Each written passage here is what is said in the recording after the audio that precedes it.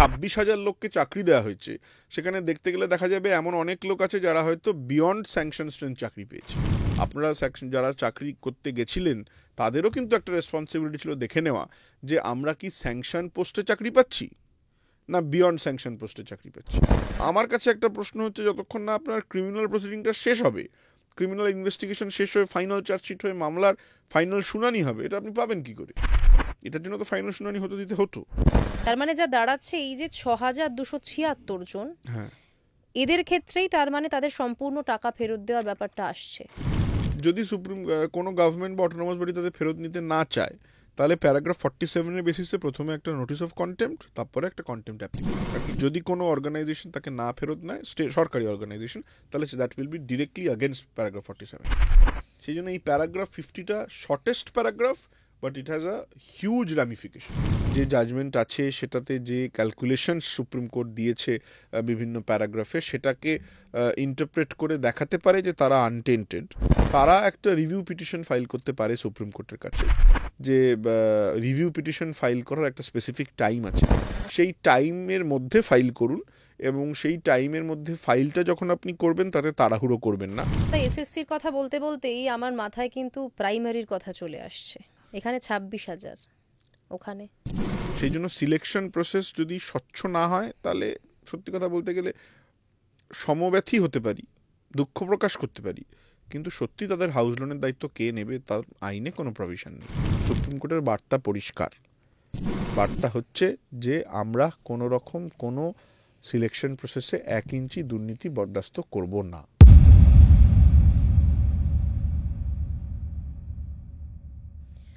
সঙ্গে সঙ্গীতায় আপনাদের সঙ্গে আমি সঙ্গীতা। আজকের এই পডকাস্টটা আমাদের অন্যান্য পডকাস্টের তুলনায় অনেকটাই আলাদা। আমরা জানি যে সুপ্রিম কোর্টের রায়ে হাজার হাজার মানুষের জীবন এখন অনিশ্চয়তার মুখে। কোনো কি আশার আলো আছে? সেই নিয়েই আমরা আজ আলোচনা করব। আমাদের মধ্যে রয়েছেন আইনজীবী অর্ক কুমার নাগ। সঙ্গে থাকুন।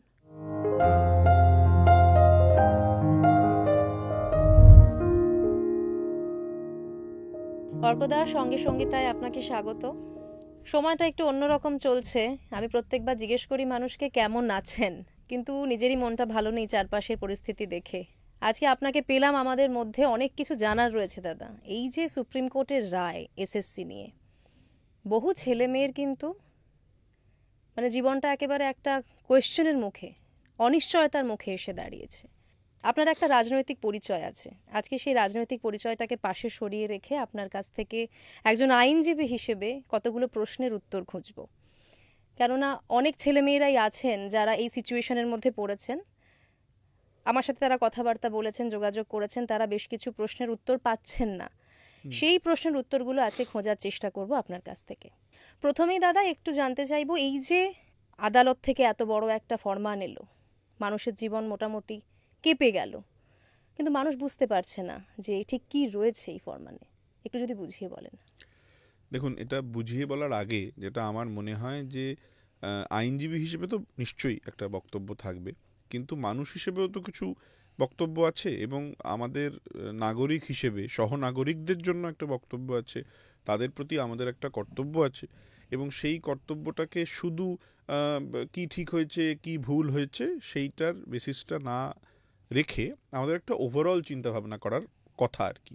এবং যে কারণে আমি প্রথমেই আপনাকে বলি, আপনার মাধ্যমে দর্শকদের বলি, যে যারা নাকি আমাদের ভারতের সংবিধান লিখেছিলেন তারা এই সিচুয়েশনটা তখনই আইডেন্টিফাই করেছিলেন বলে সুপ্রিম কোর্টকে একটা সুপ্রিম পাওয়ার দেওয়া হয়, সেটাকে বলা হয় power of complete justice.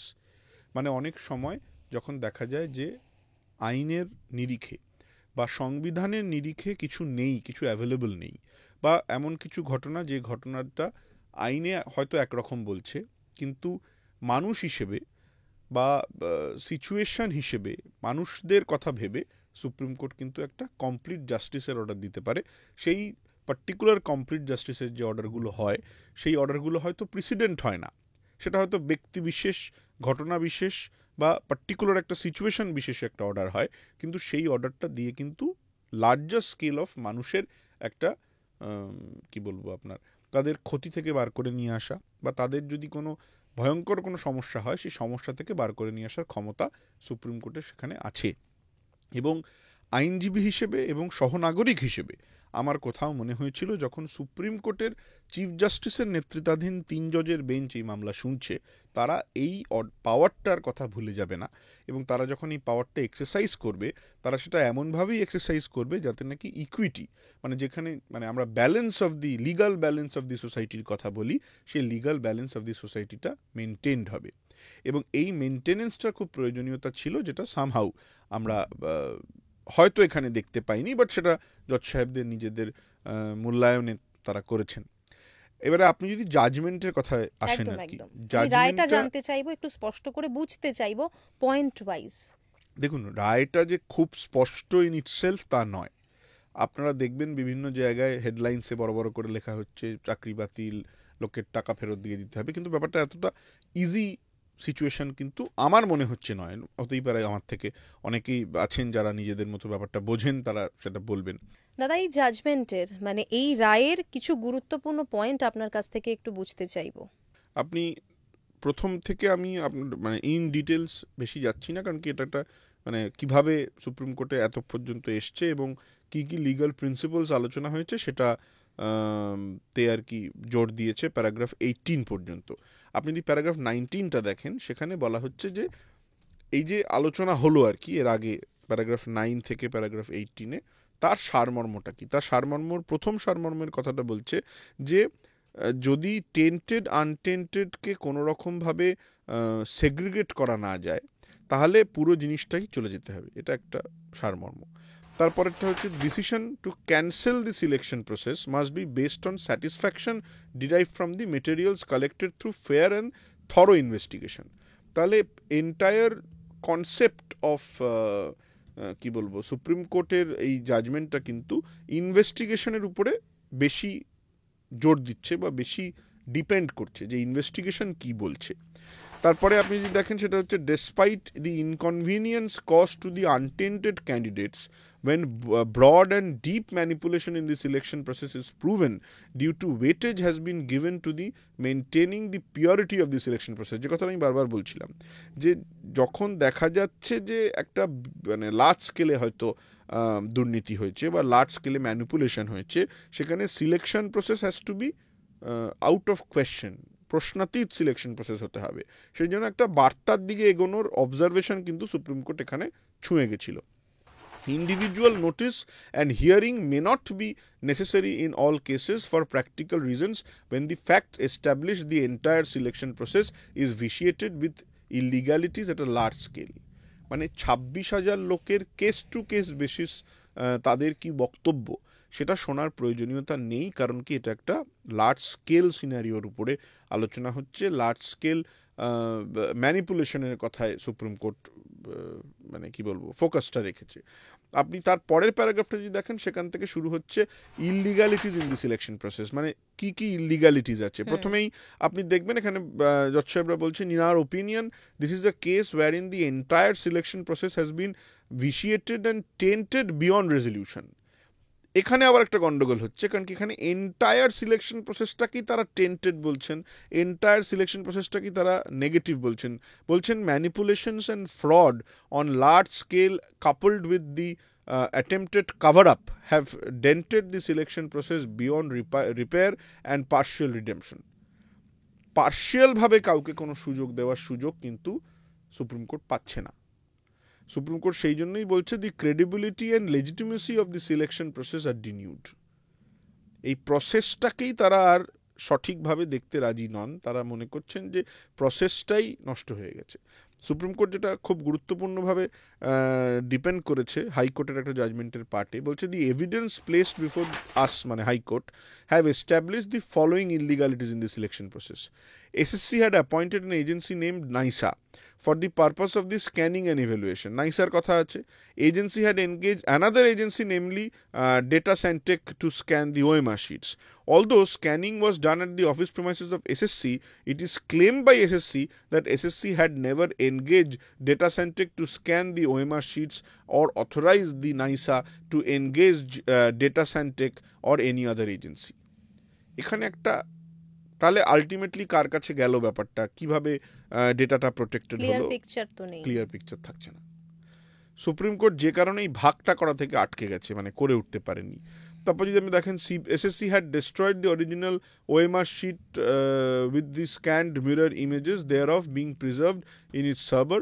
CBI did not find scanned mirror image of OMR sheets in the server. OMR sheets have been destroyed without the scanned mirror images being preserved in the server. SSC had provided the scanned OMR sheets to RTI applicants in the year 2018 till 2023, claiming that such OMR sheets were from the database, although CBI did not find any OMR sheets in the server of SSC. কোথাও কোনো OMR শিটের কিন্তু কিভাবে তাহলে RTI reply হলো সেটা নিয়ে একটা প্রশ্ন থেকে গেল যে কিভাবে সেই রিপ্লাইগুলো পাওয়া গেল। Appointments higher than the declared vacancies had been given in respect of all 4 categories. মানে আমাদের ভ্যাকেন্সি 10টা, চাকরি দিলাম 15 জনকে, তাহলে তো 5 জন এমনিই বিয়ন্ড দি স্যাংশন হয়ে গেল, 5 জনের লিগালিটিটা এমনিই প্রশ্নাতীত হয়ে গেল। সেই জন্য এই যে 26,000 লোককে চাকরি দেওয়া হয়েছে, সেখানে দেখতে গেলে দেখা যাবে এমন অনেক লোক আছে যারা হয়তো বিয়ন্ড স্যাংশন স্ট্রেন্থ চাকরি পেয়েছে।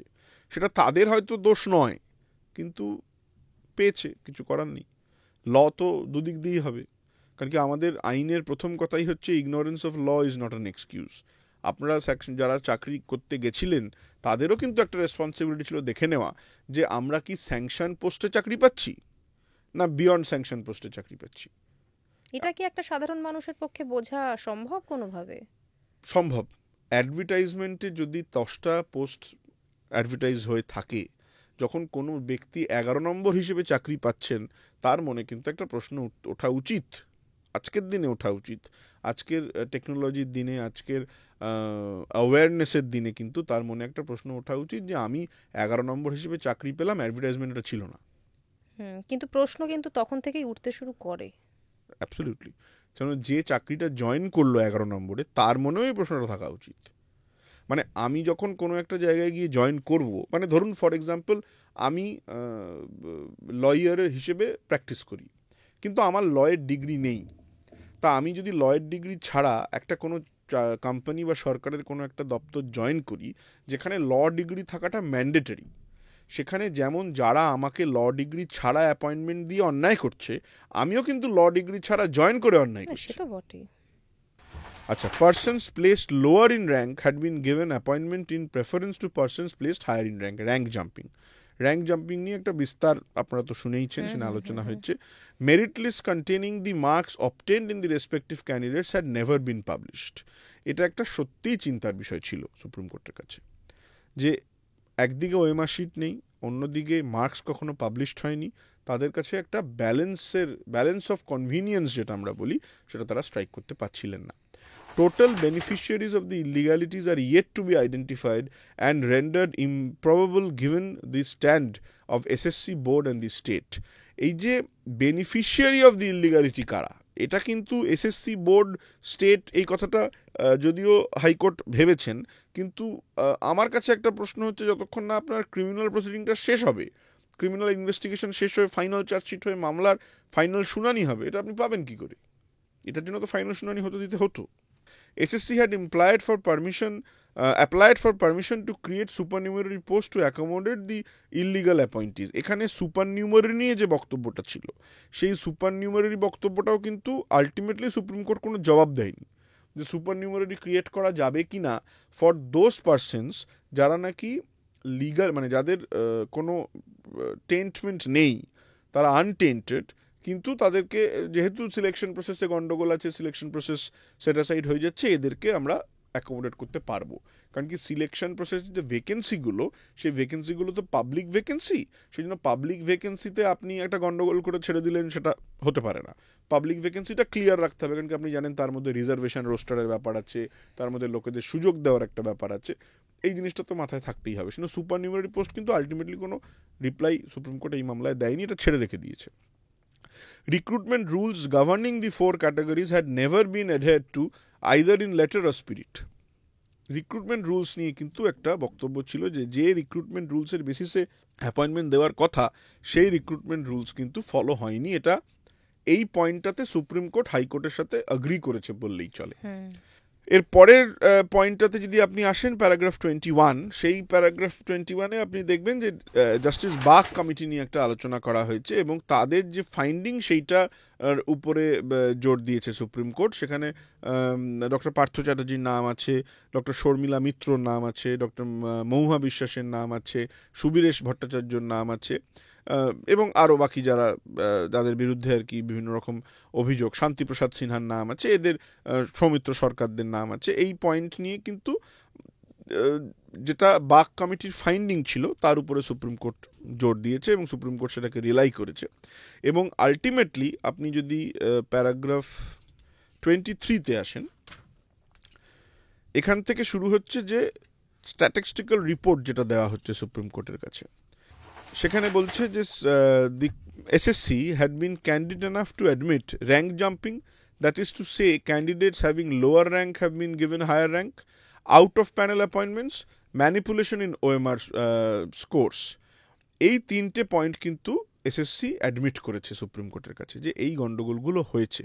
However there is a discrepancy in both number of candidates and their corresponding percentage where such irregularities have been identified. এর পরের আপনি যদি চার্টটা দেখেন, সুপ্রিম কোর্ট এখানে একটা চার্ট দেওয়ার চেষ্টা করেছে। The impugned judgment refers to the following statistical report submitted by SSC. এটা খুব গুরুত্বপূর্ণ একটা চার্ট। গুরুত্বপূর্ণ চার্ট। সেখানে দেখাচ্ছে যে assistant teacher 910, total recommendation 11,610, OMR issue হচ্ছে 808, মানে আমি ধরে নিচ্ছি ওএমআর ইস্যু বলতে সুপ্রিম কোর্ট বলতে চাইছে যে ওএমআর এ গন্ডগোল আছে। র্যাঙ্ক জাম্প করেছে 185 জন।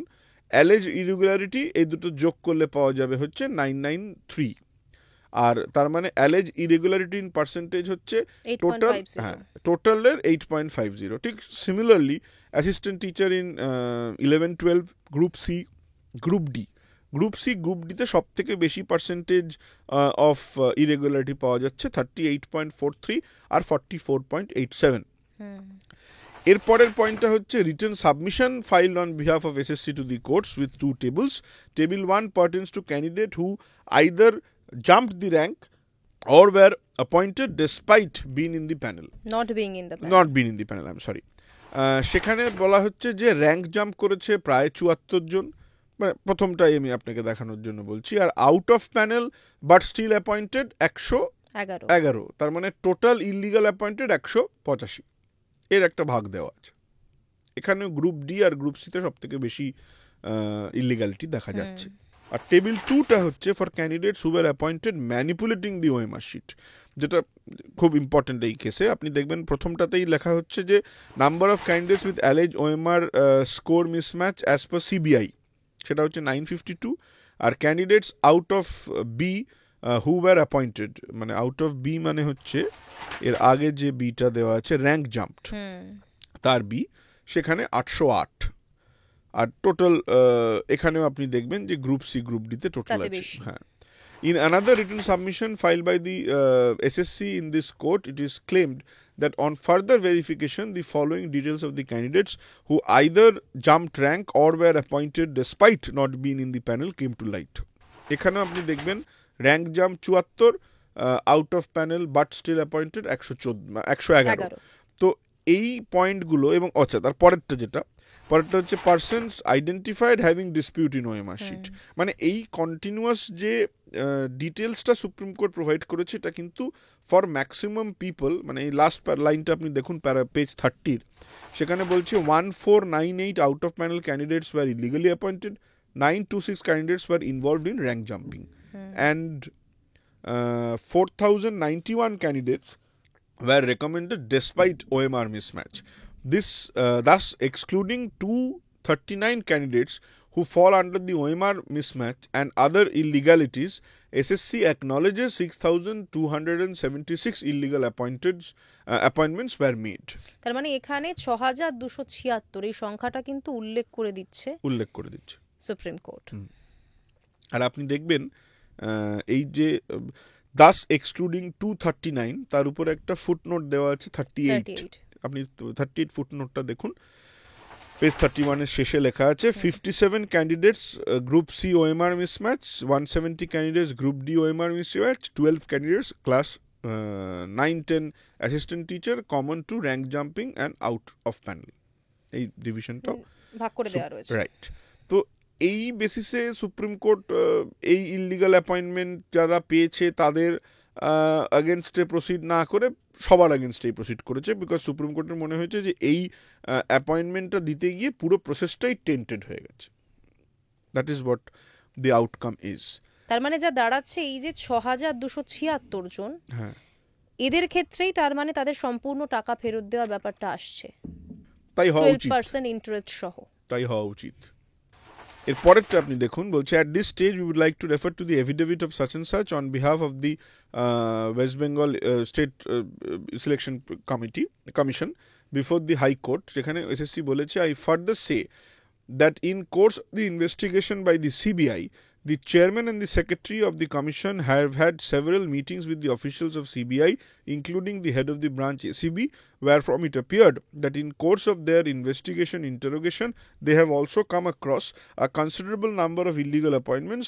However, as the CBI has not disclosed the details with regard to the said illegal appointments detected by them to the chairman or the secretary, the commission is not in a position to state the number of illegal recommendations and or furnish the details of such candidates.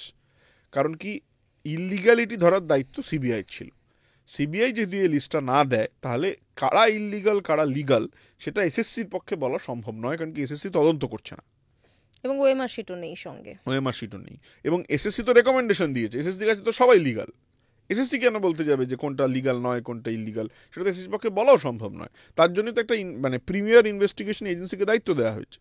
আচ্ছা, SSC however submits that the affidavit dated such and such was filed before they had the access to the status report of the CBI and the data details gathered from the pursuant to their investigation, including the scanned mirror copies of the OMR sheets. The data which has now come to light allows segregation of meritorious candidates from those appointed illegally. Therefore, WBSCC argues that the entire selection process should not be annulled. তাহলে কিন্তু school service commission কিন্তু বারবার এই কথাটা বলেছে যে যাদের বিরুদ্ধে অভিযোগ আছে তাদের বিরুদ্ধে স্ট্যান্ড নিন, সবার জন্য যাতে স্ট্যান্ডটা না নেওয়া হয়। রাজ্য সরকারেরও কিন্তু এই স্ট্যান্ড ছিল, যেটা ultimately Supreme Court in their wisdom মানেনি।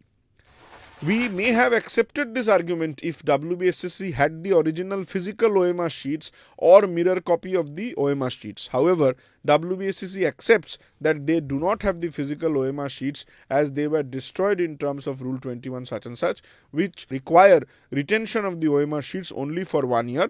Rule 21 such and such says that the unwritten answer scripts and the OMR sheets shall be destroyed by the commission after 1 year. Admittedly, the OMR sheets of for the candidates who had applied for non-teaching Group C, Group D posts were also destroyed. The reliance placed on Rule 21 WBSCC to justify the destruction of the OMR sheets is misplaced, as Rule 21 applies only to assistant teachers of class 9 to 12, not to non-teaching posts. It is acknowledged that the chairman of the WBSCC in letter such and such instructed the destruction of the OMR sheets related to 2016 selection process and the Group C, Group D employees. এবারে প্রশ্ন যেটা সেটা হচ্ছে যে supreme court এখানে দুটো কথা বলছে। প্রথম কথা হচ্ছে একটা রুল ছিল, সেই রুলটার বৈধতা কেউ চ্যালেঞ্জ করেনি, রুলটাকে আজকেও কেউ সেটা সাইড করেনি, but at the same point of time সেটা না হয় গ্রুপ সি গ্রুপ ডির জন্য ছিল না। যদি গ্রুপ সি গ্রুপ ডির জন্য নাও থেকে থাকে, শিক্ষকদের জন্য তো ছিল, এটা থেকে এই পয়েন্টটা থেকে পরিষ্কার। এবং সুপ্রিম কোর্টের কাছে রাজ্য সরকার এবং WBSCC দুজনেই সওয়াল করেছিল যে যারা আনটেন্টেড তাদের বিরুদ্ধে যেন স্টেপস না নেওয়া হয়। তাহলে রুল 21কে দেখে তাদের বিরুদ্ধে স্টেপস না নেওয়াটাই সম্ভবত উচিত ছিল। Moreover, given to the recruitment process was ongoing, even after 1 year validity period of the panel, there is no justification for the discussion of OMR sheets. It is apparent that the time period specified in Rule 21 was coinciding with the time period specified for the validity of the panel. Further, WBSCC did not maintain the mirror copies of the OMR sheets in their computer records. Thus, the destruction of the physical OMR sheets and the failure to maintain the scanned copy of the OMR sheets are significant factors which are rightly taken into consideration by the High Court, and we concur. মানে হাইকোর্টের রায়ের সাথে একমত হচ্ছে। WBSCC had also tried to justify the extension of the term of the panel as noted above. The time period of 1 year specified in Rule 21 for the destruction of the OMR sheets coincides with the time period of the validity of panel. There is no doubt that the counseling process and appointments made to the post of the assistant teachers for classes 9 to 12 were made after the expiry of the panel. This is illegal and contrary to rules. Supreme Court এই পয়েন্টে validity of প্যানেলের পয়েন্টটাতে গেছে যে ওই কতদিন সময় ওখান পর্যন্ত থেকেই এখানে যাওয়া। হ্যাঁ কতদিন পর্যন্ত এটা বৈধতা থাকতে পারে। এবারে নেক্সট যেটা ইম্পর্টেন্ট সেটা হচ্ছে paragraph 32 CBI report dated 5th February 2024 states that NISA contracted for scanning and evaluation for the OMR sheets by WBSCC undertook the said exercise at the offices of the WBSCC. NISA had further subcontracted the work order for the scanning to Data Santec Solutions, whose officials also remained present at the offices of the WBSCC for scanning. The scanning process was conducted by examining two outputs, scanned images of the OMR sheet and scanned images of the answered strings with language coded inputs.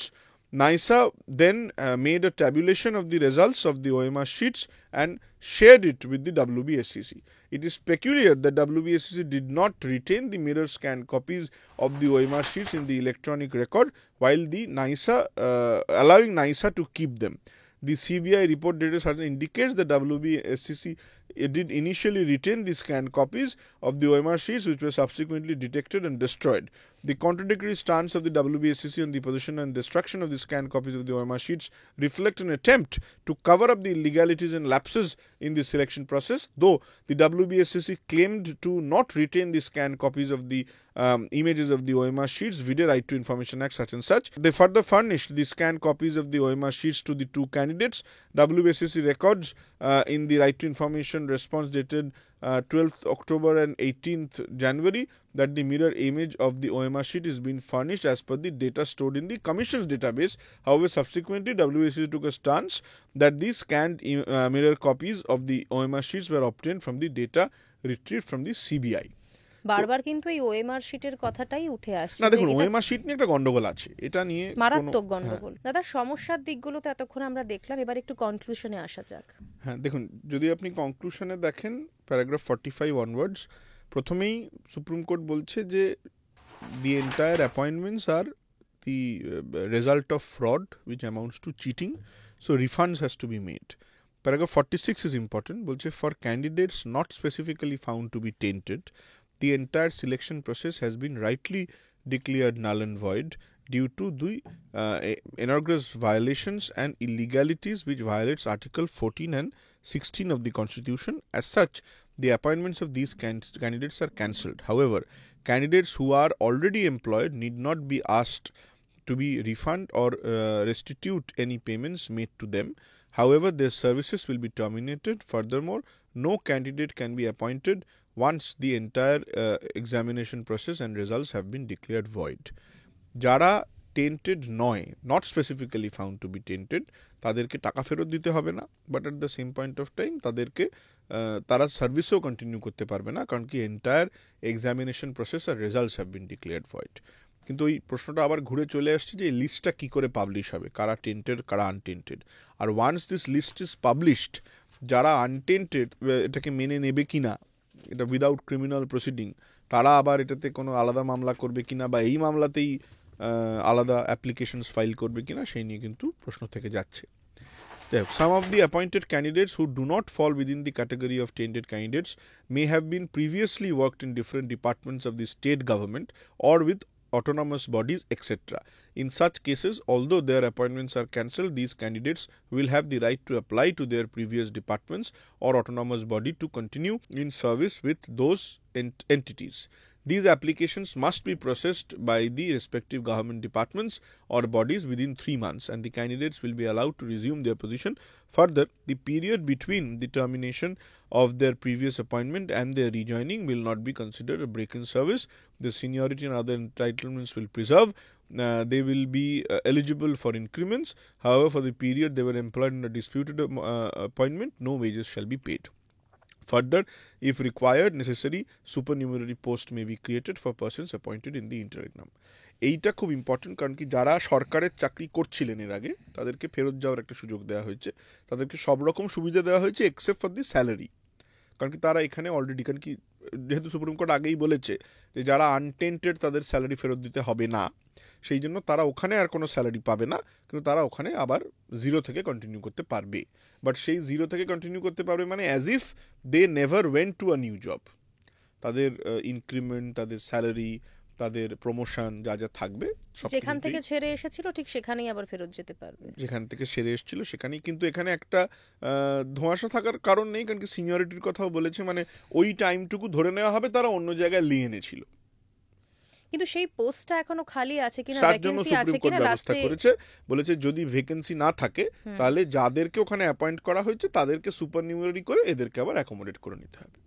দাদা এখানে দুটো প্রশ্ন আসছে। একটা হচ্ছে এই যে ধরুন এখানে স্টেট গভর্নমেন্টের কথা হলো, অটোনমাস বডিজের কথা হলো, সেক্ষেত্রে যারা ধরুন সেন্ট্রাল গভর্নমেন্টের কোনো জব করছিলেন তারা কি সেই চাকরিটা ফেরত পেতে পারেন? না, এইটাতে আমাদের প্রথম সেন্টেন্স যেটা আছে সেই সেন্টেন্সে এক্সেট্রা শব্দটার উপরে জোর দিতে হবে, কারণ কি সুপ্রিম কোর্ট এখানে বলেছে different departments of the state government or with autonomous body etcetera. এবারে এই এক্সেট্রার মধ্যে পিএসইউ পড়তে পারে, এক্সেট্রার মধ্যে স্ট্যাটুটরি বডি পড়তে পারে, এক্সেট্রার মধ্যে সেন্ট্রাল গভর্নমেন্টও পড়বে। এবং আমার মনে হয় সেন্ট্রাল গভর্নমেন্ট এটাকে সার্কামভেন্ট করতে পারবে না। আমার মনে বুঝতে পেরেছি হয়তো এরকম প্রশ্ন আসছে যে পশ্চিমবাংলার প্রেক্ষাপটে যদি সেন্ট্রাল গভর্নমেন্ট একটা অন্য ডিসিশন নেয়, আমার মনে হয় যদি সেটা নেয় তাহলে this will be violative of the directions in paragraph 47। তাতে কন্টেম্পট ফাইল করার সুযোগ থাকবে যদি কারোর সাথে এরকম ঘটনা ঘটে থাকে। তো হ্যাঁ, অনেক ক্ষেত্রেই দেখা যাচ্ছে, মানে অনেকের আমি শুনেছি এরকম যে যারা ধরুন অনেক দূরে সেন্ট্রাল গভর্নমেন্টের চাকরিতে ছিলেন, তারা হয়তো বাড়ির কাছে এখানে পেয়ে গেছেন, তাদেরকে আবার ফেরত চলে যেতে হবে। সেটা যদি তারা মনে করেন যে তারা সেন্ট্রাল গভর্নমেন্টে ফেরত অতটা কি সহজ হবে এই প্রসেসটা? আইনে কোনো বাধা নেই as per paragraph 47। In reality যদি হয় তাহলে তাদেরকে সুপ্রিম কোর্টে কন্টেম্পট ফাইল করতে হবে। প্রসেসটা কি হতে পারে সেক্ষেত্রে? যদি কোনো গভর্নমেন্ট বা অটোনমাস বডি তাদের ফেরত নিতে না চায় তাহলে প্যারাগ্রাফ 47-এর বেসিসে প্রথমে একটা নোটিস অফ কন্টেম্পট, তারপরে একটা কন্টেম্পট অ্যাপ্লিকেশন। কারণ কি যদি কোনো অর্গানাইজেশন তাকে না ফেরত নেয়, সরকারি অর্গানাইজেশন, তাহলে that will be directly against paragraph 47। Lastly we address the case of disable candidates. এটাও খুব ইম্পর্টেন্ট। এখানে এই প্যারাগ্রাফটাতে জজ সাহেবরা বলার চেষ্টা করছেন যে সোমা দাস ছাড়া বাকি কারুর ব্যাপারে তারা কোনো ইন্টারফেয়ার করছে না, বাট হিউম্যানিটেরিয়ান গ্রাউন্ডে যারা ডিফারেন্টলি এবল ক্যান্ডিডেটস তাদেরকে সুযোগ দেওয়া হবে যাতে তারা নাকি পরবর্তী সিলেকশন প্রসেসে অ্যাপিয়ার করতে পারে উইথ সাম রিল্যাক্সেশনস ইন এজ। সেটা প্যারাগ্রাফ 49-এও বলা হচ্ছে। Our observations and finding would not influence the criminal proceedings. এটা সব থেকে ছোট প্যারাগ্রাফ, কিন্তু সব থেকে difficult to interpret and to implement. তারা সুপ্রিম কোর্ট বলছে ক্রিমিনাল প্রসিডিংসে ইন্টারফেয়ার করবে না, কিন্তু সুপ্রিম কোর্ট তার আগের 49টা প্যারাগ্রাফে বলেছে বিশাল দুর্নীতি হয়েছে, ভয়ঙ্কর গণ্ডগোল হয়েছে, গণ্ডগোলের ক্ষেত্রে কোনো মাফ করার জায়গা নেই, বিভিন্ন লোক যারা ঘুষ দিয়ে চাকরি পেয়েছে বা যারা টেন্টেড ক্যান্ডিডেট, এই সব কথা বলার পরে সুপ্রিম কোর্ট বলছে our observations and findings would not influence the criminal proceedings. এটা কিভাবে ইমপ্লিমেন্ট করা সম্ভব এতে আমার ডাউট আছে, কারণ কি সুপ্রিম কোর্টের একটা অর্ডার যখন ম্যাজিস্ট্রেট বা ক্রিমিনাল কোর্ট দেখবে, সেই ক্রিমিনাল কোর্ট কিভাবে সুপ্রিম কোর্টের অর্ডারটাকে না দেখে অদেখা করবে সেটা কিন্তু মানে খুব পসিবল নয়, প্র্যাকটিক্যাল নয়।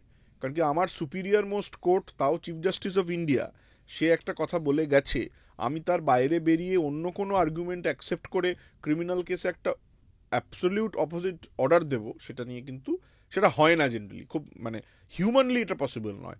আর যদি দেখা যায় যে ক্রিমিনাল প্রসিডিংসে এসে বলা হলো যে এই ঘটনাগুলো হয়নি বা এটা ক্রিমিনাল প্রসিডিংসে খারিজ হয়ে গেল, তাহলে তো এই জাজমেন্টটাই প্রশ্নের মুখে পড়ে যাবে।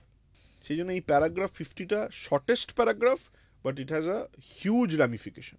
দাদা কয়েকটা প্রশ্ন আপনাকে করব, যে প্রশ্নগুলো সেই ছেলে মেয়েদের কাছ থেকেই এসেছে যারা আজকে এই রায়ের পরে একটা প্রশ্নের মুখে পড়ে গেছেন, একটা সমস্যার মধ্যে পড়ে গেছেন, তাদের কাছ থেকেই কিন্তু এই প্রশ্নগুলো এসেছে। প্রথম প্রশ্ন, যারা যোগ্য শিক্ষক শিক্ষিকা তারা কোনো দোষ না করে একেবারে ফেয়ার পরীক্ষা দিয়ে 6 বছরের চাকরি জীবন অতিবাহিত করার সঙ্গে সঙ্গে তাদের সংসার, তাদের সামাজিক সম্মান এবং বিভিন্ন ক্ষেত্রে তাদের যে হাউস বিল্ডিং লোন বা পার্সোনাল লোন রয়েছে সেগুলোর দায়ভার কে নেবে, এরকম প্রশ্ন তারা করছেন। দেখুন প্রশ্নগুলো তারা পাঠিয়েছেন আমাকে, প্রশ্নগুলো আমি একটু এদিক ওদিক না করে পড়ছি, কেননা তাদের মনের অবস্থা এখন খুব খারাপ, হয়তো সেন্টেন্স কনস্ট্রাকশনও সবসময় ঠিক হবে না সেখানে। তারা লিখছে কোনো রকম অন্যায় না করেও এই যে সমস্যার মধ্যে পড়লাম এর দায় কে নেবে। দেখুন, সত্যি কথা বলতে গেলে আপনি যদি লিগ্যাল পার্সপেক্টিভে দেখেন, আমাদের প্রিন্সিপালস অফ ল বলে ল খুব হার্শ হতে পারে, ল খুব নির্দয়ী হতে পারে, কিন্তু আইন আইনের পথে চলবে, যেটা আমরা বলে থাকি। এখন আজকের দিনে দাঁড়িয়ে সুপ্রিম কোর্ট যে বিধান দিয়েছে সেটাই আইন। সুপ্রিম কোর্টের বিধান হচ্ছে, যেটা আমাদের মনে হয় এটা একটা বার্তাও। বার্তা কি? বার্তা হচ্ছে যে যদি সামান্যতম গরমিল পাওয়া যায় সিলেকশন প্রসেসে, তাহলে কিন্তু সেই সিলেকশন প্রসেস বাতিল হয়ে যাবে। সেই সিলেকশন প্রসেস 26,000-এর হতে পারে, সেই সিলেকশন প্রসেস 5,000 লোকের হতে পারে, সেই সিলেকশন প্রসেস দুজনেরও হতে পারে। সেই জন্য সিলেকশন প্রসেস যদি স্বচ্ছ না হয়, তাহলে সত্যি কথা বলতে গেলে সমব্যথী হতে পারি, দুঃখ প্রকাশ করতে পারি, কিন্তু সত্যি তাদের হাউস লোনের দায়িত্ব কে নেবে তার আইনে কোনো প্রভিশন নেই। এবার যদি কোনো আইনের প্রভিশন, মানে যদি কোনো ব্যবস্থা সরকার করবেন মনে করেন, সেটা একটা অ্যাবসলিউট সেপারেট ব্যাপার। তার জন্য আলাদা আইন করতে হবে বা আলাদা ডিসিশন নিতে হবে, আলাদা ডিসিশন মেকিং প্রসেস আছে। সেই প্রসেসে যদি তাদের সেই সুযোগ দেওয়া হয় তারা পাবেন। কিন্তু আজকের দিনে দাঁড়িয়ে কে তাদের এই দায়িত্বটা নেবে বা তাদের এই অবস্থার জন্য আইনতভাবে কে দায়ী, এটার কোনো উত্তর নেই। কারণ কি, যেটা আগেও আমরা আলোচনা করছিলাম, যে লিগ্যাল পার্সপেক্টিভে কারা দায়ী আপনি যদি প্রশ্নটা করেন, এখনো পর্যন্ত যেহেতু ক্রিমিনাল প্রসিডিংস শেষ হয়নি, সেজন্য কে দায়ী তো আমরা জানি না। দ্বিতীয় প্রশ্ন, আবারও সেই লোন নিয়ে। এখানেও যোগ্য শিক্ষক শিক্ষিকা যারা বিভিন্ন রকমভাবে হাউস বিল্ডিং লোন বা পার্সোনাল লোনের সঙ্গে জড়িত, তারা লোন অ্যামাউন্টের জন্য এই জাজমেন্ট কপি থেকে কি কোনো সুবিধা পেতে পারে, বা তারা কিভাবে এই লোন পরিশোধ করার উপায় পেতে পারে, এটা জানতে চাইছেন অনেকে। চাকরি, তাদের চাকরি পাওয়া বা তাদের চাকরির সিলেকশন প্রসেস বা এই মামলা, এটার সাথে লোন বা তাদের ব্যক্তিগত জীবনের কোনো সমস্যার কিন্তু কোনো আইনি যোগাযোগ নেই। মানে এটাকে আমি একটু লার্জ স্কেলে বলি, আমি অনেক সোশ্যাল মিডিয়াতে দেখেছি, একজন বাবা বলছেন যে আমি মেয়েকে বিয়ে দিয়েছিলাম সরকারি শিক্ষক দেখে, বা একজন ওয়াইফ বলছেন যে আমি তাকে বিয়েই করেছিলাম সে গভর্নমেন্টের শিক্ষক বলে। তার কি সলিউশন? কোনো সলিউশন নেই তো।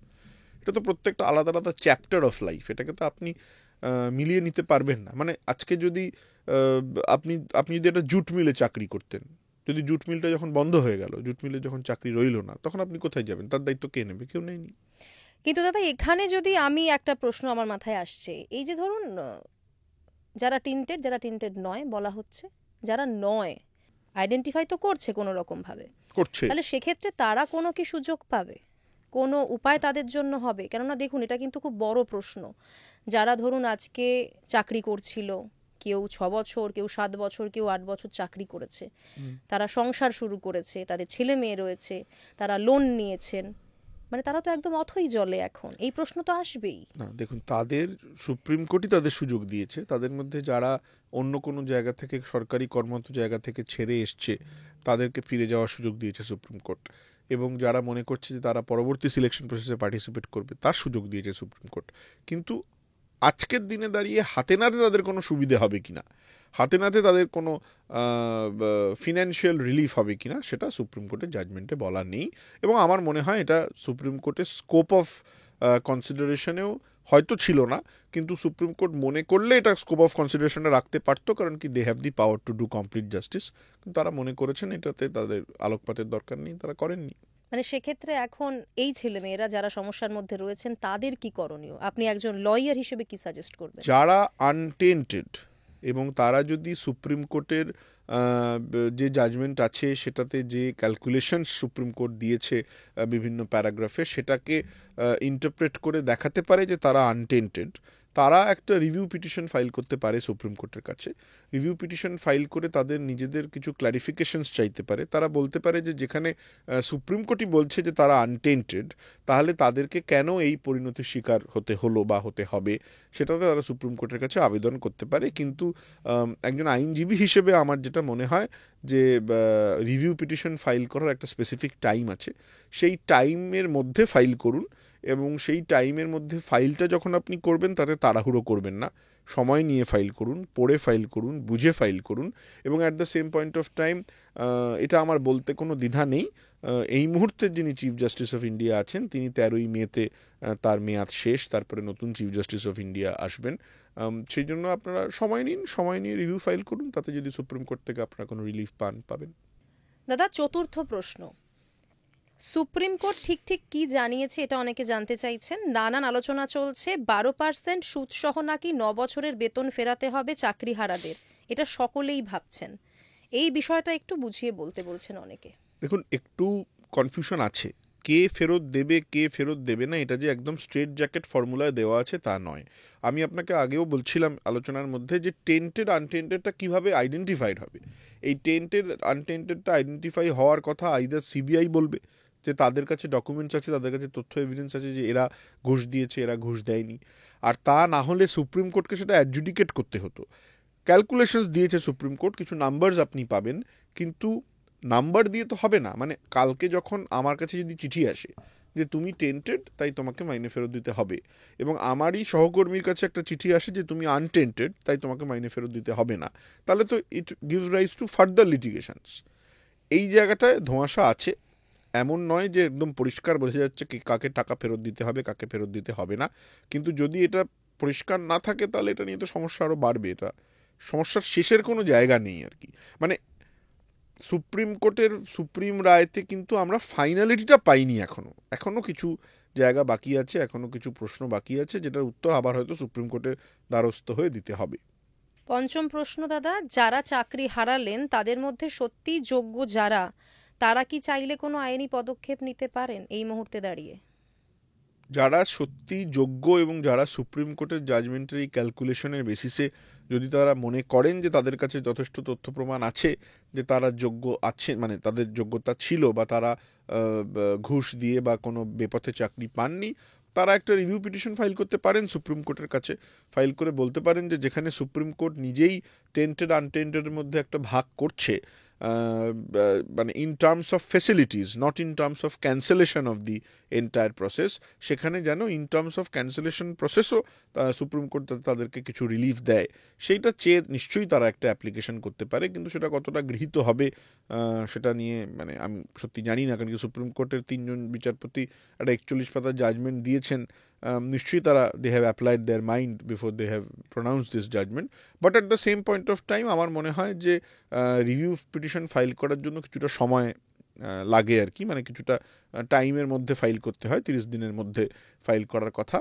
তো সময় নিয়ে ফাইল করুন, কারণ কি সময় নিয়ে ফাইল না করলে আবার ভুল ত্রুটি থাকতে পারে, ডকুমেন্টেশনে ভুল থাকতে পারে, এবং সময় নিয়ে ফাইল মানে আমি জানি না এই রিভিউ পিটিশন প্রেজেন্ট যিনি চিফ জাস্টিস আছেন, যিনি অর্ডারটা দিয়েছেন, তিনি শুনতে পারবেন কি না, কারণ কি 13ই মে তার মেয়াদ শেষ হয়ে যাবে। নতুন চিফ জাস্টিস যখন আসবেন তিনি নিজে শুনবেন না অন্য কাউকে ডেপুট করবেন, সেটাও একটা প্রশ্ন। দাদা, আপনার এই কথাটার সঙ্গেই একটু মিল রয়েছে পরের প্রশ্নটার। যে রিপোর্টের ভিত্তিতে অযোগ্যদের আইডেন্টিফাই করে তাদেরকে বেতন ফেরত দেওয়ার নির্দেশ দেওয়া হয়েছে, সেই রিপোর্টের ভিত্তিতেই কি যোগ্যদের বহাল রাখা যেত না, এমন প্রশ্ন কিন্তু করছেন এই ছেলে মেয়েদের মধ্যে সেটা তো অনেকে। অবভিয়াসলি, মানে সিবিআই এর যে রিপোর্ট নিয়ে এত আলোচনা, সেই রিপোর্টে সিবিআই যোগ্য অযোগ্য বাছলো, কিন্তু যারা অযোগ্য তাদের বিরুদ্ধে কোনো লিগাল স্টেপসও নিল না। এবারে লিগাল স্টেপসটা যখন তারা নিল না, ধরুন চার্জশিট ফাইল করলো না বা এফআইআরে তাদের নাম নেই, আমি জানি না কীভাবে ব্যাপারটাকে কনসিভ করা হবে, তার মানে কিন্তু সিবিআই এর কাছে যথেষ্ট তথ্য প্রমাণ নেই যে তারা ক্রিমিনাল ট্রায়াল তো একটা absolutely different process of law, criminal ট্রায়ালে গিয়ে তাদেরকে দোষী প্রমাণ হয়তো করতে পারবে না তারা ভেবেছে, সেই জন্য তাদের নামটা চার্জশিটে দেয়নি। কারণ কি এটা তো অস্বীকার করার কোনো জায়গা নেই, এই মামলাটার সাথে কিন্তু ক্রিমিনাল ট্রায়ালটা ওতপ্রোতভাবে যুক্ত। মানে আমরা যখন বলছি ঘুষ নেওয়া হয়েছে, আমরা যখন বলছি দুর্নীতি হয়েছে, তখন তো আমরা ক্রিমিনাল ট্রায়ালটার দিকে চোখটা বন্ধ করে রাখতে পারি না। কিন্তু আজকে আপনি এই প্রশ্নটা মানে আইনজীবী হিসেবে হোক, মানুষ হিসেবে হোক, ক্রিমিনাল ট্রায়ালটা কতদূর, ক্রিমিনাল ট্রায়ালে কারা দোষী সাব্যস্ত হলো সেটা যদি আমরা না পাই, তাহলে এই টেন্টেড আনটেন্টেড একটা প্রশ্ন, একটা ধামাশা থেকে যাচ্ছে। যেই মোমেন্টে আপনি ওই রিপোর্টের বেসিসে টেন্টেডকে টেন্টেড বলবেন, তারা এসে মামলা করে বলবে যে এটা কী বেসিসে বলা হচ্ছে, তার ডকুমেন্টেশন দেওয়া হোক, তার আইনি ব্যাখ্যা দেওয়া হোক। সেখানে এভিডেন্স অ্যাক্টের সমস্ত নিয়ম সিবিআই মানেনি, সিবিআই প্রপারলি সেগুলোর সার্টিফিকেশনস করেনি, যেই ইলেকট্রনিক ডকুমেন্টস তারা সিজ করেছে বিভিন্ন লোকেদের থেকে, দ্যাট ইজ অ্যানাদার প্রবলেম। আর এটা তো সত্যিই একটা প্রশ্ন যে সুপ্রিম কোর্ট যখন একটা রিপোর্টের ভিত্তিতে বলছে যে কিছু লোক টেন্টেড কিছু লোক আনটেন্টেড, তখন আনটেন্টেডদের উপরেও এই খাড়াটা দেওয়া উচিত হলো কি না, সেটা তো মানবিকভাবে ভেবে দেখা উচিত।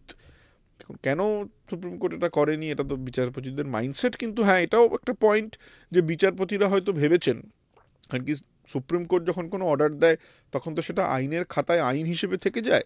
আমার মনে হয় সুপ্রিম কোর্ট একটা বার্তাও দিতে চেয়েছে যে পাবলিক সিলেকশন প্রসেস, তাও পাবলিক সিলেকশন প্রসেস যেখানে শিক্ষক নিয়োগ করা হচ্ছে, এই শিক্ষকদের তত্ত্বাবধানেই ভবিষ্যতের প্রধানমন্ত্রী আছেন, ভবিষ্যতের মুখ্যমন্ত্রী আছেন, ভবিষ্যতের চিফ জাস্টিস অফ ইন্ডিয়া আছেন, আইএস অফিসাররা আছেন, অ্যাস্ট্রোনটসরা আছেন। তো সেরকম একটা সিলেকশন প্রসেসে there cannot be even inch of illegality. এটা একটা বার্তা কিন্তু সুপ্রিম কোর্টের পক্ষ থেকে এই হার্শ ডিসিশনটা দেওয়ার জন্য। অনেক সময় সুপ্রিম কোর্ট বা আদালতরা ভীষণ হার্শ ডিসিশন দেয় যাতে নাকি একটা বার্তা দেওয়া যেতে পারে যে এটা করা যাবে না বা এটা করলে ছাড় পাওয়া যাবে না। তো হয়তো সেই বার্তাটা দিতে গিয়ে সুপ্রিম কোর্ট নিজের মানবিক চেহারাটা ভুলে গেছেন। অনেক মানুষের জন্য এটা বেদনাদায়ক হয়ে গেল। কারণ কি আমার মনে হয় টেন্টেডদের বিরুদ্ধে যদি কড়া পদক্ষেপ নিতেন যেটা সুপ্রিম কোর্ট নিয়েছে, আর আনটেন্টেডদের যদি একটা সুযোগ দিতেন যে অ্যাটলিস্ট তোমরা একটা রিইভ্যালুয়েশন করো, যারা আনটেন্টেড তাদের একটা রিইভ্যালুয়েশন হোক যে তাদের যোগ্যতা আছে কিনা ইন টার্মস অফ তাদের অ্যাকাডেমিক কোয়ালিফিকেশান। আপনি জানেন বিভিন্ন প্রাইভেট স্কুলসে, বিভিন্ন প্রাইভেট অর্গানাইজেশনে অ্যাপ্রেজেলের যে ব্যাপারটা থাকে সেখানে কিন্তু একটা ফিডব্যাক নেওয়ার জায়গা থাকে। ছাত্রদের থেকে ফিডব্যাক নেওয়া হতো যে এই শিক্ষকরা কেমন পড়াচ্ছেন। কারণ কি আমি জানি না, আপনারা সাংবাদিকতায় আছেন, বেটার বলতে পারবেন, কোনো অভিযোগ কিন্তু কোথাও পাওয়া যায়নি যে তারা পড়াতে পারছে না। শুনে তারা পড়াতে পারছিল কি না তার একটা রিইভ্যালুয়েশনের অর্ডার দিতেই পারতো সুপ্রিম কোর্ট। সুপ্রিম কোর্ট ভেবেছে হয়তো সেটা না দেওয়ার, মানে বার্তাটা আরও শক্ত হওয়া দরকার, সেই জন্য হয়তো এরকম অর্ডার পাস করেছে। এরপর দাদা রাজ্যের তরফে কি কোনো লিগ্যাল স্টেপ নেওয়ার কথা ভাবা হতে পারে? দেখুন, রাজ্য সরকারের কাছে আইনি স্টেপের সুযোগ হচ্ছে রিভিউ। সেখানে রাজ্য সরকার রিভিউ করে বলতে পারে যে 26,000 লোককে একবারে যদি বার করে দেওয়া হয় শিক্ষা ব্যবস্থা থেকে, that will create a humongous problem. কারণ কি স্কুলে স্কুলে শিক্ষকদের একটা ঘাটতি হবে, সেটা রাজ্য সরকারের কাছে অবভিয়াসলি একটা অপশান আছে। আরেকটা যেটা রাজ্য সরকার আমার মনে হয় করতে পারে, যে যেহেতু আপনারা জানেন পার্ট টাইম টিচার নেওয়া বা গেস্ট টিচার নেওয়াতে কোনো আপত্তি নেই, তারা একটা গেস্ট টিচার বা একটা পার্ট টাইম টিচারের পলিসি ফ্রেম করে আপাতত কলেজ স্কুলকে চালাতে পারে যতক্ষণ না ফুল টাইম অ্যাপয়েন্টমেন্ট হচ্ছে। কারণ কি আমি দেখেছি জাজমেন্টে একটা জায়গায় যেসব টিচাররা ফিজিক্যালি চ্যালেঞ্জড বা মেডিকেলি যাদের অসুবিধে আছে তাদের জন্য সুপ্রিম কোর্ট একটা সুযোগ দিয়েছে যে তারা মাইনেটা পেতে থাকবেন for the next 3 months till they are re-evaluated and brought back to service, if at all they come back to service। তো তাহলে তাদেরকেই কন্টিনিউ করতে বলতে পারে, সেই একটা সুযোগ কিন্তু আছে। সংখ্যায় অনেক কম তারা, কিন্তু প্রিন্সিপালটা কিন্তু অ্যাপ্লিকেবল করা যেতে পারে সবার জন্য। যেহেতু সুপ্রিম কোর্ট বলেছে যে ফিজিক্যালি হ্যান্ডিক্যাপ, মেডিকেলি হ্যান্ডিক্যাপড লোকেদেরকে আগামী 3 মাস মাইনে দিতে হবে, যেই 3 মাসের মধ্যে the selection process has to be completed, তাহলে এই সিলেকশন প্রসেসটা যদি 3 মাসের জায়গায় 6 মাস হয় তাহলে সেটা কন্টিনিউ করবে। এবং সেই সময় কিন্তু তাদের মাইনে যদি দিতেই হয়, তাদেরকে শুধু মাইনে কেন দেওয়া হবে, তারা নিশ্চয়ই পড়াবেন, তারা কাজে বহাল থাকবেন till new people comes in. তারা যদি নিজেরা পুনর্বহাল হতে পারেন তাহলে তো ওয়েল অ্যান্ড গুড, কারণ কি তাদের জন্য সেই সুযোগও দেওয়া হচ্ছে। সেই ক্ষেত্রে বাকি যারা আছে তাদেরকেও সেই সুযোগটা দেওয়া যেতে পারে ইউজিং দ্যাট। কিন্তু তার মধ্যে আর একটু লিগাল আলোচনার জায়গা আছে। সেটা তো রায় নেই, বাকিদের জন্য তো এটা রায় নেই কোথাও। দেখুন, কিছুটা তো ইন্টারপ্রেট করার সুবিধা আপনাকে দিতেই হবে, কারণ কি কেন্দ্র সরকার হোক রাজ্য সরকার হোক তাদের তো কাজ গভর্ন করা, এবং তারা যখন গভর্ন করবেন administrative, this is an emergency, সেই এমার্জেন্সি সিচুয়েশন তারা কিভাবে ডিল করবেন সেইটুকু সুযোগ তো তাদেরকে, একটা নির্বাচিত সরকারকে সেইটুকু সুযোগ তো দিতে হবেই। রাজ্যের হাতে কি কি ক্ষমতা থেকে যাচ্ছে দাদা এই মুহূর্তে? দেখুন, পলিসি ফ্রেম করার ক্ষমতা রাজ্য সরকারের আছে। রাজ্য সরকার পলিসি ফ্রেম করে যদি মনে করে তারা কোনো সুযোগ করে দেবে যাতে নাকি এডুকেশন ব্যবস্থা ভেঙে না পড়ে, তাতে কোনো বাধা নেই। কিন্তু আবার সেম পয়েন্ট অফ টাইম যখন পলিসি ফ্রেম করা হবে বা যখন কোনো ডিসিশন গভর্নমেন্ট নেবে, তখন সেই ডিসিশনটা যেন এমন না হয় যেটা সুপ্রিম কোর্টের রায়কে সার্কামভেন্ট করার জন্য একটা ডিসিশন নেওয়া হলো। মানে সুপ্রিম কোর্ট যে রায়টা দিয়েছে সেটাকে আমি বাইপাস করবো বলে একটা ডিসিশন নিলাম, সেটা আবার বেআইনি হয়ে যাবে। সেই জন্য সেটাকে ব্যালেন্স করে একটা ডিসিশন নিতে হবে। এটা কি লং টার্ম ডিসিশন হতে পারে কোনোভাবে? লং টার্ম সলিউশন হতে পারে না। সিলেকশন প্রসেস করতেই হবে, এটা নিয়ে কোনো বাধা নেই। সিলেকশন প্রসেসটা আপনি উড়িয়ে দিতে পারবেন না, সিলেকশন প্রসেসটাকে মাথায় রেখে বাকিটা করতে হবে। কিন্তু দেখুন, একটা প্রশ্ন কিন্তু বারবার উঠে আসছে, এই যে ধরুন যারা যোগ্য, আমি আবারও এই ওয়ার্ডটা আনবো, যোগ্য, কেননা এই ওয়ার্ডটাই যাদের চাকরি চলে গিয়েছে, যারা সত্যি কষ্ট করে চাকরি পেয়েছেন, তারা বারবার এটাই বলছেন যে আমরা তো যোগ্য ছিলাম, আমরা কেন না, হারালাম। আসলে টেন্টেড আনটেন্টেড শব্দটার আক্ষরিক অনুবাদ যোগ্য না না, অযোগ্য একদমই নয়। নয়, একদমই নয়, কিন্তু আমি যেহেতু আজকের এই প্রোগ্রামটা তাদের জন্য করছি হ্যাঁ, অ্যাবসলিউটলি, যারা কিছু দোষ না করে সব হারিয়েছেন, অ্যাবসলিউটলি। সেক্ষেত্রে তাদের ভাষাটাই আমি না না, ঠিক আছে, বলছি। ঠিক আছে, একদম। তো যারা যোগ্য, তাদের যে ধারণাটা ছিল যে এরপর কি হতে চলেছে, অনেকেই আশা করেননি যে এরকম কোনো সিচুয়েশন হবে, তারা কিন্তু ভাবেননি যে এরম ধরনের একটা রায় আসতে পারে। সেখান থেকে দাঁড়িয়ে আমরা দেখলাম যে রায়টা এরকম এলো। দেখুন, সত্যি কথা বলতে গেলে যারা on a daily basis supreme কোর্টের এই মামলাটাকে ফলো করেছে, তাদের কাছে এটা আশ্চর্যের কিছু ছিল না। কিন্তু প্রত্যেকেই কিন্তু আমি দেখেছি আশাবাদী ছিলেন যে যখন এই সেগ্রিগেশনটা পসিবল, টেন্টেড আনটেন্টেড এটা ভাগ করা পসিবল, সবাই ভাবছিলেন যে আমরা তো কিছু করিনি, হয়তো আমরা এই সমস্যা থেকে বেরিয়ে যাব। এটা আইনের কথা তো হচ্ছে না, মানে এটা আপনি একটা লোকের আশার কথা বলছেন, তো আশা মানুষের থাকতেই পারে, কিন্তু যেভাবে প্রসিডিংসটা এগোচ্ছিল বা জজ সাহেবদের যে ভঙ্গিমায় প্রশ্ন ছিল বা জজ সাহেবরা যেভাবে জানতে চাইছিলেন বা তাদের যে অভিমত ছিল, সেই অভিমতে কোনো একটা জায়গায় মনে হচ্ছিলই যে তারা পুরো সিলেকশন প্রসেসটাকেই সেটিসফাইড করে দেবে, তাই দিয়েছে। কিন্তু মানে যারা মামলাটাকে ফলো করেছে on a day to day basis, যারা জজ সাহেবদের প্রশ্নকে ফলো করেছে এবং হয়তো যারা ট্রেন্ড ইন ল, তাদের কাছে হয়তো এটা খুব আশ্চর্য ছিল না। মানে অ্যাটলিস্ট আমি সত্যি কথা বলতে গেলে আমি খুব সারপ্রাইজড হইনি যখন অর্ডারটা এসছে। মানে মোরাললেস আমার মনেই হচ্ছিল যে এত this বড় will একটা be the সিদ্ধান্ত order. হতে পারে। আরও একটা প্রশ্ন উঠে আসছে, ধরুন যারা চাকরির পরীক্ষা দিয়েছিল প্রচুর প্রিপারেশন নিয়ে, তারপর তারা চাকরি পায়, একেবারে সোজা পথে চাকরি পায়, কিন্তু আজকে এই যে 3 মাসের একটা সময় দেয়া হলো, বা আপনি বলছেন সেটা হয়তো বেড়ে ম্যাক্সিমাম 6 মাস হতে পারে, হ্যাঁ, মানে হয়তো একটু বেড়ে সময়, এসএসসি হয়তো একটা অ্যাপ্লিকেশন করে সুপ্রিম হ্যাঁ কোর্টকে হ্যাঁ, বলবে একটু 3 সময় মাসের লাগতে মধ্যে। পারে। মানে আমি আজকেই কোন একটা চ্যানেলে দেখেছি যে এসএসসি চেয়ারম্যান বলেছেন সম্ভব নয়। হ্যাঁ, একটু সময় হয়তো বেশি লাগতে পারে, হ্যাঁ। কিন্তু যে পরীক্ষার প্রিপারেশন নেওয়ার জন্য এক একজন 3 বছর 4 বছর লাগিয়েছেন, আজকে কি তারা এতটা প্রিপেয়ার যে 6 মাসের মধ্যে পরীক্ষাটা দিয়ে আবারও তারা চাকরিটা পেয়ে যাবেন? এসএসসি নিশ্চয়ই সেটাকে মাথায় রাখবে। প্রশ্নের ধরন, সিলেবাসের ধরন, এসএসসির হাতে সে ক্ষমতা আছে। এসএসসি নিশ্চয়ই সেই সুযোগকে নিজের মতো করে করবে না। এমনকি প্রসিজিয়ার অফ এক্সামিনেশনও কিন্তু এসএসসির হাতে। এখানে আরও একটা বড় প্রশ্ন দাদা উঠে আসছে যে এখানেও দুর্নীতি হবে না তো আবার? দেখুন, সত্যি কথা বলতে গেলে দুর্নীতি কোথায় হবে কোথায় হবে না এটা বলা মুশকিল, কিন্তু আমাদেরকে সবসময় পজিটিভিটিটা দিয়েই সোসাইটিতে বাঁচতে হয়। আমার দৃঢ় বিশ্বাস যে এসএসসিতে যারা দায়িত্বে আছেন বা যারা দায়িত্বে থাকবেন পরবর্তীকালে, তারা সেটা মাথায় রাখবেন। আমি যেটা আপনাকে বলার চেষ্টা করছিলাম, সুপ্রিম কোর্টের বার্তা পরিষ্কার। বার্তা হচ্ছে যে আমরা কোনো রকম কোনো সিলেকশন প্রসেসে 1 ইঞ্চি দুর্নীতি বরদাস্ত করব না। তো তাতে যখন তারা এতটা হার্শ একটা ডিসিশন দিয়েছে, আমার মনে হয় যে পিপল উইল বি অ্যালার্ট। এবং এই মুহূর্তে যারা এডুকেশন ডিপার্টমেন্টের দায়িত্বে আছেন পশ্চিমবঙ্গে, আমার মানে ব্যক্তিগতভাবে বলুন বা মানুষ হিসেবে বলুন, তাদের উপরে মানে প্রশ্নাতীত ভরসা আছে। কারণ কি, তারা যাই হোক না কেন, তারা এটা জানেন যে মানুষের জীবন নিয়ে খেলার কোনো স্কোপ নেই। এটা বলতে বলতে দাদা, এসএসসির কথা বলতে বলতেই আমার মাথায় কিন্তু প্রাইমারির কথা চলে আসছে। এখানে 26,000, ওখানে দেখুন, এখনও সুপ্রিম কোর্ট পর্যন্ত প্রাইমারির মামলাটা যায়নি। সুপ্রিম কোর্টে যেতে সময় আছে। হাইকোর্টে আমার মনে হয় জাস্টিস তপব্রত চক্রবর্তীর এজলাসে মামলাটা বিচারাধীন। ডিসিশনটা মানে এই ডিসিশনটার কোনো এফেক্ট ওখানে পড়বে না, এটা সত্যি বোধহয় বলা চলে না। এফেক্ট পড়তেই পারে, কিন্তু at the same point of time সেখানেও টেন্টেড আনটেন্টেড বাছা যাবে কি না, আর যদি বাছা না যায় তাহলে আজকে যেটা নিয়ে আমরা আলোচনা করছি আবার সেই জাজমেন্টের পরে আমাদের এরকম একটা পডকাস্ট করতে হবে কি না, সেটার একটা প্রশ্ন তো থেকে যাচ্ছেই। কিন্তু কোথাও গিয়ে কি আপনার মনে হচ্ছে না, এই যে ধরুন 26,000, ওখানে হয়তো 46,000, এই যে এত বিপুল সংখ্যক ছেলে মেয়ে, এত বিপুল সংখ্যক মানুষ, রাজ্য কি তার দায় নিতে পারবে কোনোভাবে? মানে তাদেরকে সুস্থ জীবনে ফিরিয়ে দেওয়া পসিবল হবে কোনোভাবে আইনি পথে? যেটা এখনো হয়নি সেটা নিয়ে আলোচনা করাটা বোধহয় সঠিক হবে না। কারণ কি, রাজ্য সরকার কিভাবে ব্যাপারটাকে কনসিভ করছে সেটা রাজ্য সরকার ছাড়া কেউ বলতে পারবে না। কিন্তু একদম সুযোগ নেই তাও নয়।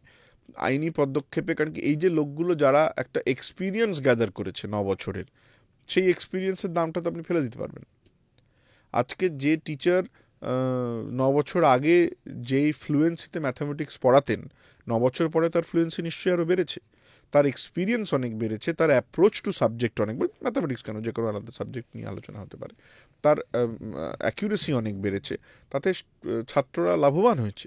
সেই জন্য কিছু মানদণ্ড, কিছু ডিসিশন সুপ্রিম কোর্টের এই রায়ের টাকে সার্কামভেন্ট না করেও নেওয়া যায় বলেই আমার মনে হয়।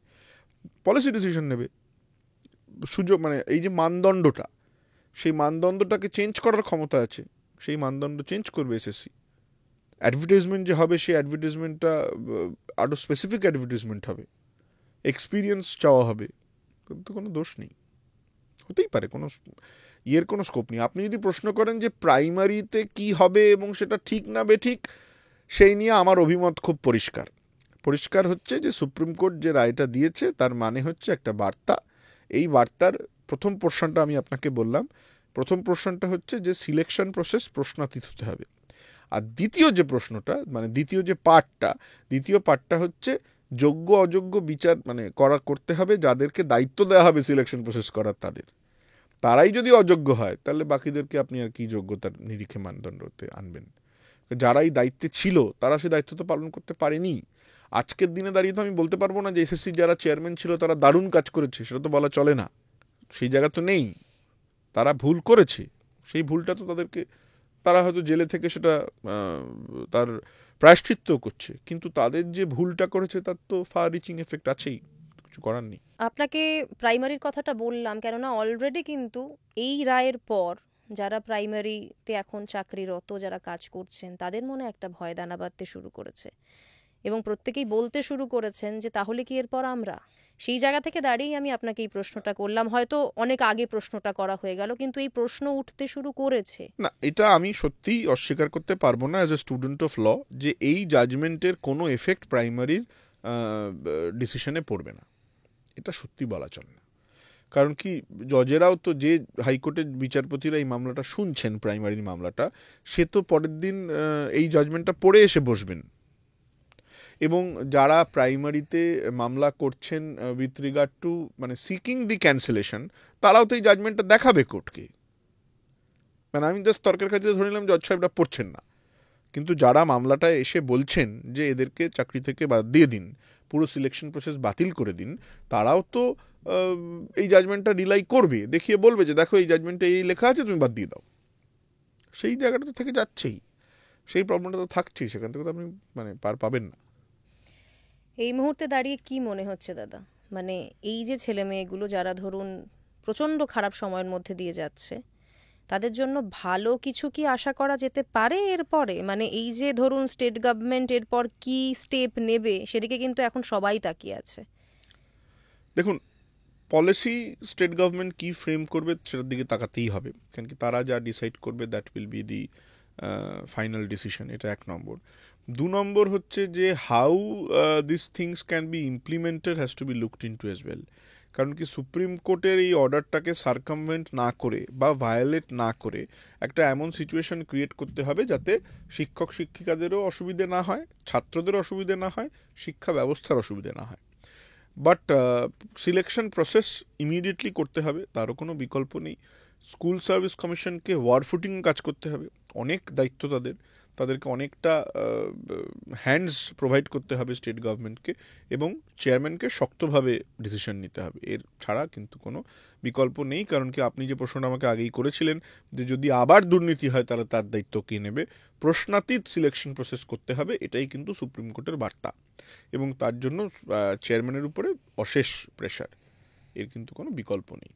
দাদা, আশা করি আমাদের আজকের এই আলোচনার পর যে কনফিউশনটা ক্রিয়েট হচ্ছে এই রায়টা পাওয়ার পর, অনেক কিছু বুঝতে অসুবিধা হচ্ছে মানুষের, সেটা হয়তো খানিকটা তারা বুঝতে পারবেন, প্রবলেমের সলিউশন খানিকটা হয়তো তারা পাবেন।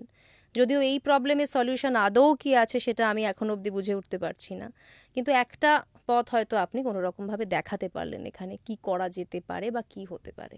দেখুন, এটা তো সত্যিই প্রবলেম নয়, আমি সলিউশন দেখাতে পেরেছি বলে আমার সত্যি মনে হয় না, বাট যখন অন্ধকার সব জায়গায় আছে, যদি আমরা একটু আলো দেখাতে পারি, আমাদের সহকর্মীদের, সহযাত্রীদের, সহনাগরিকদের সেটুকুই চেষ্টা।